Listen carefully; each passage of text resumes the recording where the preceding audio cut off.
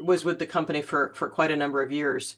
Um, since that time, I went into consulting and then added in this role of being a trusted advisor, working with a wide range of folks, including creatives in Hollywood, well-known people, leaders in Silicon Valley and Hollywood and other sectors. I'm now cross-sector. I'm not limited to those worlds anymore. And also founders, entrepreneurs, investors, and family offices. So I work with a wide range of folks. They tend to be visionary innovators and leaders at large. And so I've kind of been all around the ecosystem of startups, all the way to Fortune 100 and all the players in the mix. So that's a little bit about me. In addition, I'm also known as a thought leader. I've published books, I've had a podcast series, and I still write regular articles on LinkedIn. One of which was something that really caught fire 2 months ago, which was essentially the lost art of serious due diligence, which colleagues and I have felt has sort of gone by the boards. I think the most flagrant examples of that would certainly be the situation with FTX with Sam Bankman-Fried, and of course with Elizabeth Holmes at Theranos. Billions of dollars were invested are invested in startups. Certainly, largest VC firms on the planet invested in both of those companies, and were somehow misled by charismatic founders. These, family office leaders, VCs, PE firms, they're all very smart and sophisticated business people. So you wonder what happened, what has happened. And it seems that in some cases, investors adopt a follow the herd mentality of whoever's leading the diligence, and they don't do their own diligence and thoroughly vet founders and the actual companies as carefully as they might. And the result is we've got founders doing jail time, investors losing billions of dollars, and then casting a pallor on the rest of the ecosystem. So a case could be made for paying better attention to the lost art of due diligence moving forward. So what I want to share today are a number of concepts in this milieu of due diligence and things that investors, now in my case as an advisor, I would do the same thing, but investors would pay attention to and should pay attention to prior to investing in startups moving forward. Did you have something you wanted to insert, Dasha? Yes. Do you mind, guys, if you're gonna write in the chat? I want to kind of understand how many founders we have right now on the call and how many investors, or like maybe like investors to be and like founders to be, because like there's like always two sides of the story, like two perspectives, and just wanted to see like what's the structure of the room. Yeah, awesome. It's a mix of both. Yeah. Yeah, it's a mix of both. Yeah. So, and frankly, this conversation is applicable to both because it's great for founders to shore things up on their side, and likewise on theirs. So, may I continue, Dasha? Yes, of course. Yes. I think at the highest level, it really comes down to getting curious and being willing to ask critical questions of the founding team, and slowing down in order to speed up, which sounds like an oxymoron, but it's really right strategy. So first and foremost, the need to understand the founders and the leadership team, and that includes potentially a background check of sorts, looking into the founders' history, their expertise in the industry they're in, their past achievements, any prior startup experience they've had, what happened to those startups, what's their track record, whether in large companies or in leading prior startups. Have any of the founding team experienced legal or reputational challenges that could taint the venture in any meaningful way? And look at their vision and motivation. Understanding what that vision is for the company and their personal motivations as individuals. Are they passionate in company for the long term? Do they have the background and expertise necessary for success? And do they have the strength to go the distance and grow the venture, or are they seeking a quick flip? We then look at skills and what are the team skills and their experience? Do they complement one another? A strong founding team should probably have a mix of technical, business, and industry specific knowledge with all the key components covered, key positions covered. If they don't, then they should either hire some of those individuals or surround themselves with experts in the form of advisors who do have those insights and that experience. And finally, references. I don't know how often investors actually do reference checks on founders, but I think reaching out to people who have worked with them previously or who know them well to gain insights into their character, their work ethic, their personality, their capability, their adaptability, receptive they are to input from outside experts and investors. So that's about the founding team diligence. And then to look at the company itself, we want to take a look at analyzing the market potential.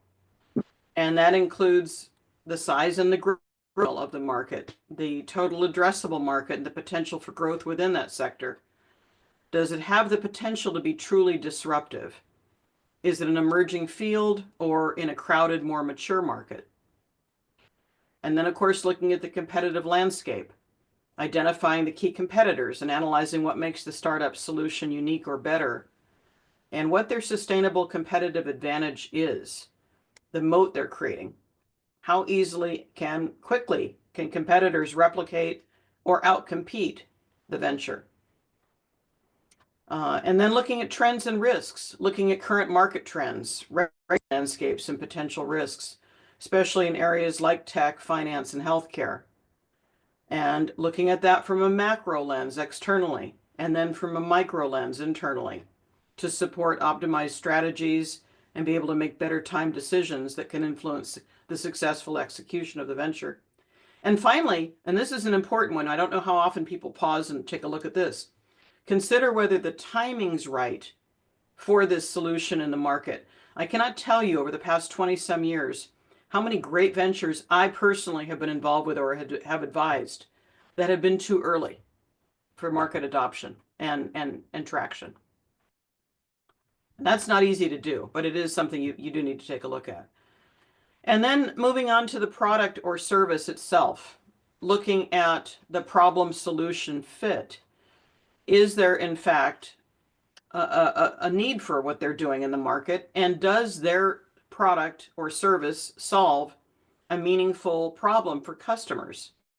Validating assumptions about that primary target market, considering whether there could be alternative or adjacent market opportunities. It's really important for the founders to be open to possible options they've not considered. This is a great example of where that's important. And then looking at the product development stage, whether the product is in concept, prototype, beta, or full production. More products obviously reduce development risks to a certain extent and typically reduce risk for all stakeholders. Then, of course, customer traction and validation. What are the deals the venture has done? Looking at what the feedback has been from clients and customers, testimonials, and early sales. A few engaged customers or a small, loyal, and influential user base can signal strong potential, both in terms of market receptivity and future revenues. And then we move on to financials and looking at reviewing their financials and projections and how realistic they are. You know, examining current revenue and cash flow, operating expenses seem pretty basic. But managing a startup managing its finance and capital requirements are among the most important things that a startup can do, as you may well know. And this comes to burn rate and runway. You know, looking at the burn rate, how quickly the cash is being spent. And of course, the runway, how long can they operate before they need more funding? The founders should probably be considering having at least 12 to 18 months runway of operating capacity, in my humble opinion, between rounds of funding to mitigate painful cuts, reduce burn and anxiety and desperation when it comes to the need to raise more funding. And then, of course, the projections, looking at the financial forecasts, but recognize those are only estimates. How realistic do they feel? Conservative, are they realistic? Considering best and worst case scenarios to cover a range of outcomes for cash flow is pretty important. And then we move on to assessing intellectual property and competitive advantage. This comes to patents and proprietary technology. Have patents been filed? Are there exclusive partnerships that provide a competitive edge? Ensuring that patents are filed protects the technology, as you're all well aware, but it also has the important side benefit of increasing valuation on exit for an acquisition. And then barriers to entry. We come back to the moat. What prevents competitors from entering the space? How strong is this company's moat? Strong intellectual property, the strength of the team, and their unique expertise can protect the market position, as can their traction and revenue growth. And then into legal and regulatory factors, compliance, looking at the legal structure, the key contracts, and any potential litigation risks that the company might have. That will help to avoid surprises that could threaten the venture. Regulatory compliance in sectors where that really matters, ensuring that the startup complies with key industry regulations and standards, especially in highly regulated fields like, for example, finance, health, energy, and aerospace. And then risk exposure, investigating the exposure to legal and regulatory risks that might affect the business or limit its growth. So again, very holistic assessment of some of these key factors. I have another, say, half dozen of these kinds of issues that are pretty important. But I'd like to pause here and see if there are any questions relative to the first set of things I just ran through. So let's take a look at that.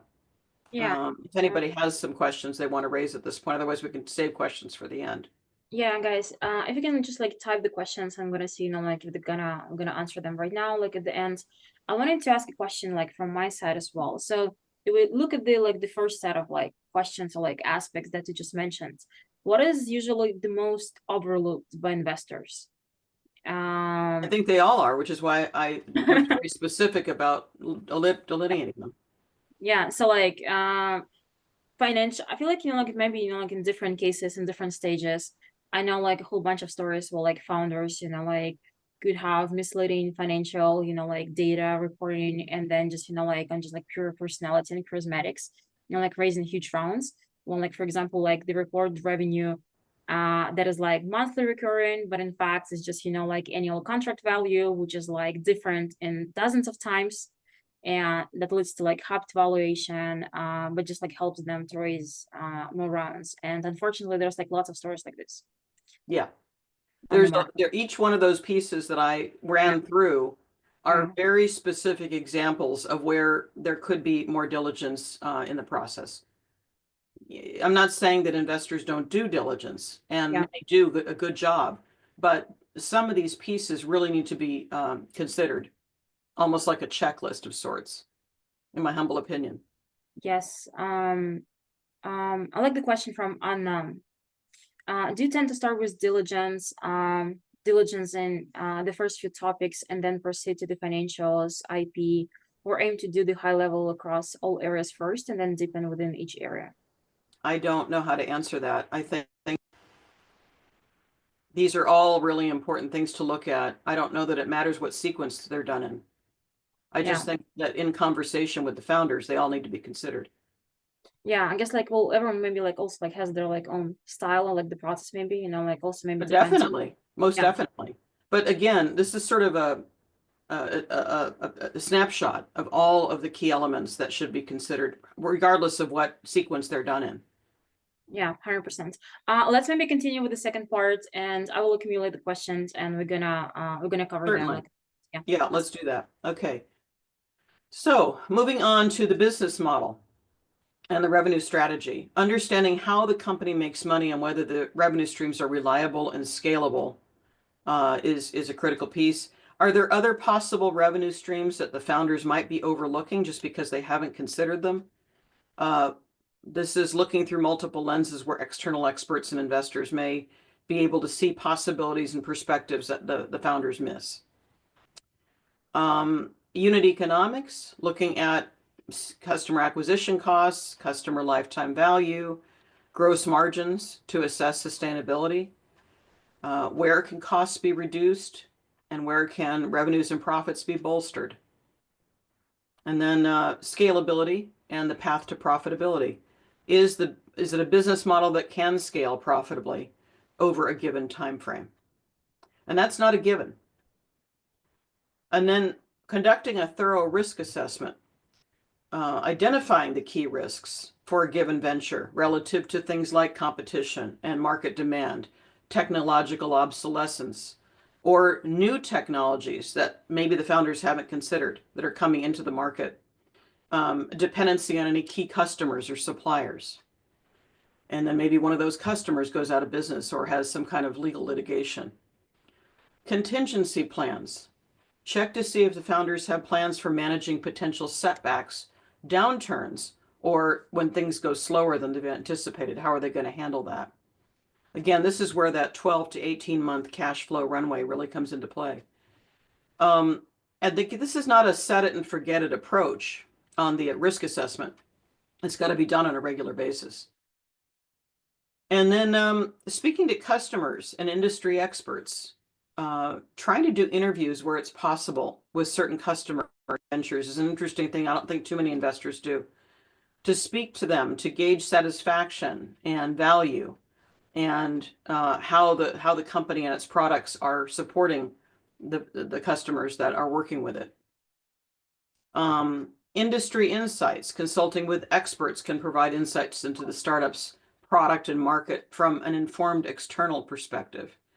It's easy for founders to get myopic and wear blinders when they're in the mix every day, and fall in love with their products and their concepts, and overlook key elements that could make all the difference to their success. And then finally, looking at the exit potential. On early days in a company's, what is the exit strategy? Is it going to be an IPO? Is it an acquisition? We don't see as many IPOs, of course, these days, but how feasible are there going to be for a given company and its products and solutions? Who are the likely acquirers in the market?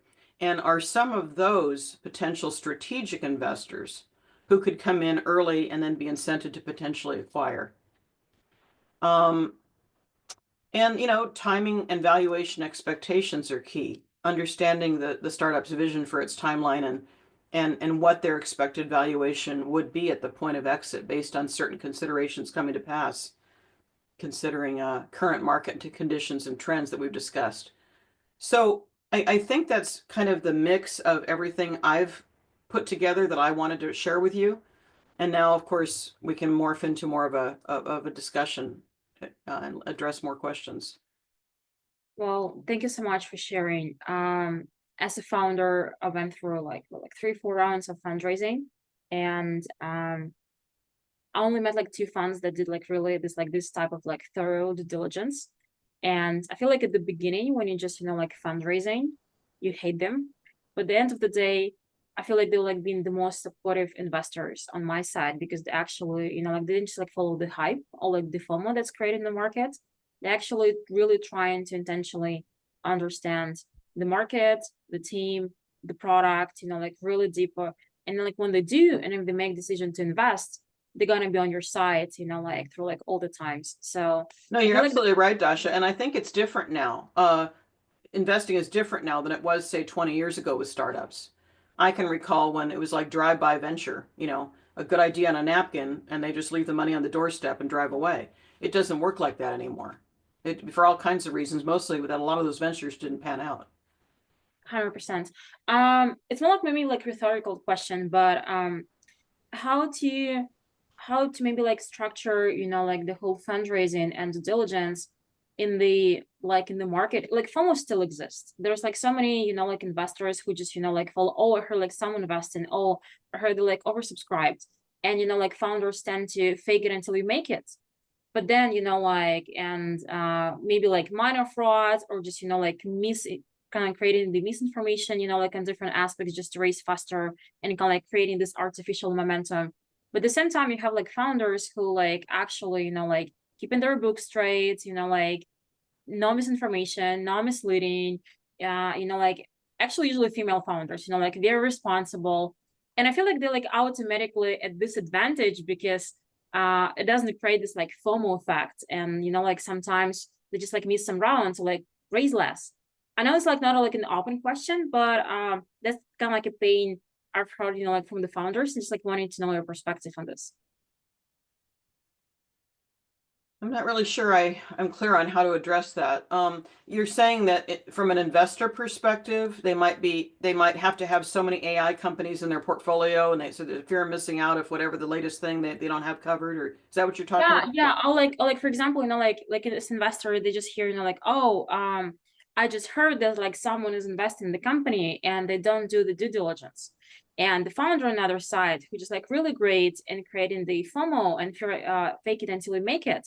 And then they do like the whole of bunch of like misleading information and Yeah, like some yeah. doesn't really go into the books. But then Hmm. there are other founders who have straight traction, really, like into the books, but do not kind of like create this like FOMO, like around them on like talking, and they actually make it without faking it. And in many cases, especially at the early stage, they sometimes tend to under raise, like raise less, just because they keep everything straight and without like no misinformation. Hmm. Yeah. Um, can we maybe open it up and see if anybody else has other questions? I feel like I want to engage others in the room if there are Yeah. other questions. Yes. Here is what's the minimum number of hours you believe is required to diligence a company? I Have you have heard no like idea.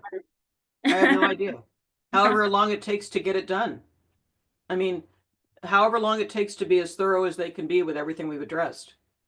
Okay. Some people have teams, Yeah. some people have systems that can do this faster. They have processes. Others Yeah. are doing it on their own. It's going to be a different situation for just about everyone.